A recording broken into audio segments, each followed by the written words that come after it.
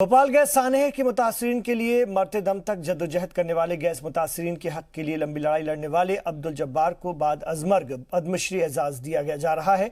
अब्दुल जब्बार का कुनबा पद्मश्री एजाज मिलने की खबर से खुश तो है, लेकिन उन्हें इस बात का गम भी है कि अब्दुल जब्बार के जिंदा रहते हुए अगर उन्हें पद्मश्री एजाज से नवाजा जाता तो और ज्यादा खुशी होती। अब्दुल जब्बार की अहलिया सायरा बानो ने कहा कि पद्मश्री अवार्ड मिलने की हमको बहुत खुशी है, लेकिन अफसोस भी है कि खुशी के इस लम्हे में अब्दुल जब्बार इस दुनिया में नहीं है। अब्दुल जब्बार के भाई अब्दुल शमीम का कहना है कि अब्दुल जब्बार की बीमारी और आखिरी वक्त में कोई उनकी खबर तक लेने नहीं आया।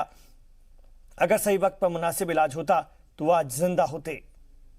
बहुत ज़्यादा संघर्ष उन्होंने सारा वक्त अपना गैस पीड़ितों के लिए ही बिताया।